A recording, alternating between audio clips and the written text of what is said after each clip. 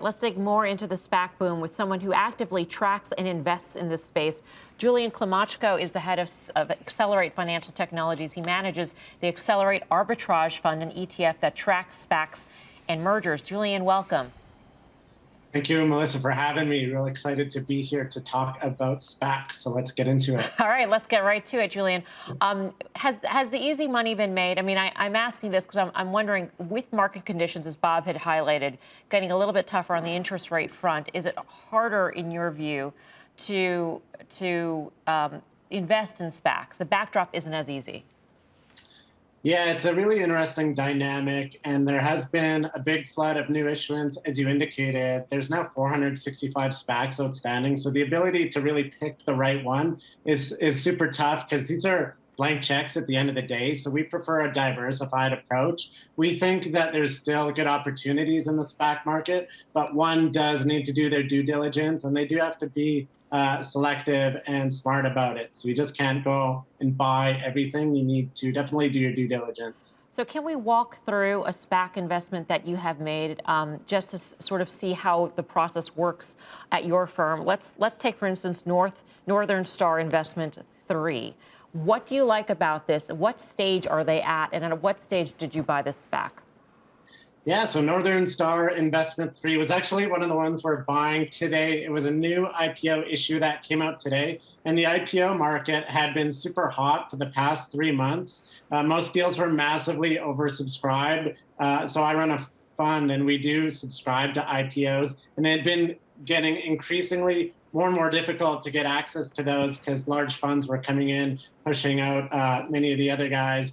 But now investors have the opportunity to buy Northern Star Investment 3 at the $10 per unit IPO price, which gives you not only a share, but you get a 1/6 of a warrant. And this is a good sponsor team, SPAC vets Joanna Coles and Jonathan Ledecky. This is their third SPAC. It's focused on consumer and e-commerce. They previously did 2 SPACs, both relatively successful, announcing deals with Apex and BarkBox. That BarkBox deal is looking like a winner. So it's really the opportunity in Northern Star Investment 3, symbol NSTC/U. You're buying the units at $10, which is its cash value. You're getting the warrant for basically free. You're with a good sponsor team that has the experience, and you're getting to invest at the same price as and the same terms as these billion-dollar hedge funds. So I think it's a good pick. So let me ask you this, in terms of the management team and the people involved in the SPAC, is it important to you for those people to have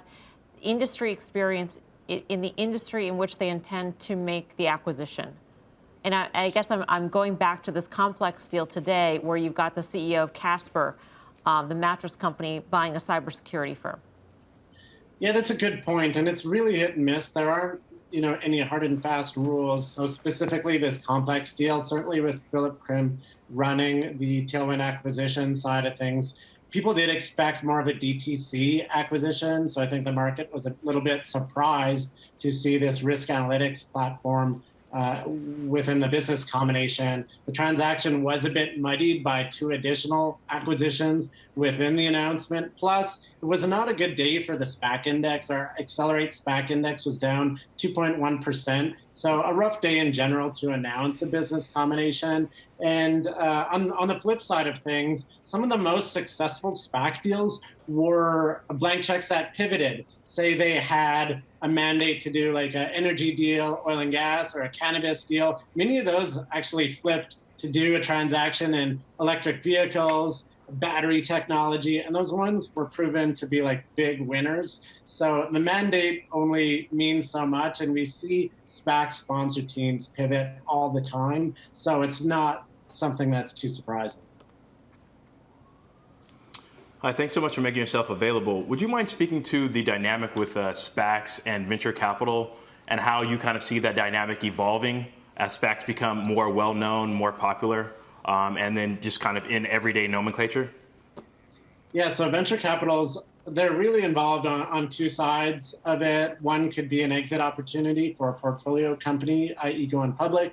And on the other side, you're seeing more and more venture capitalists start sponsoring SPACs because they're effectively like a one-deal venture capital fund.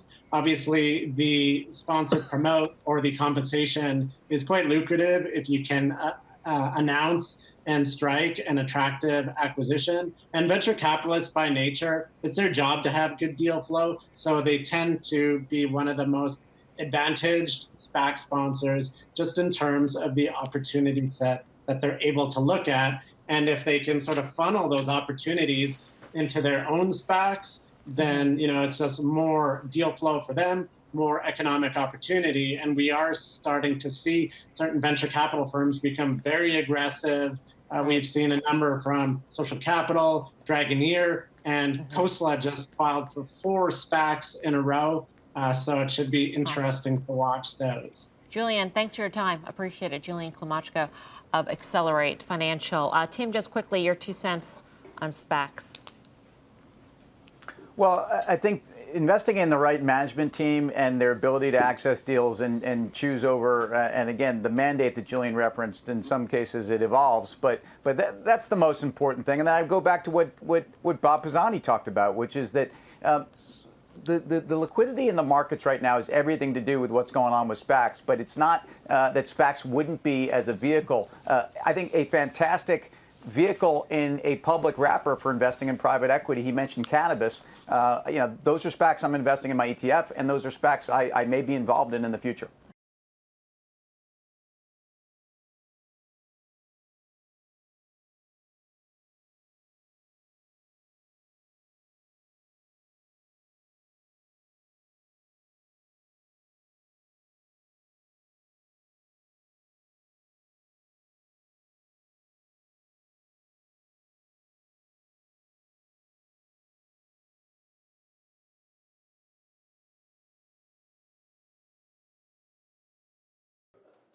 Shepard Smith here. Thanks for watching CNBC on YouTube.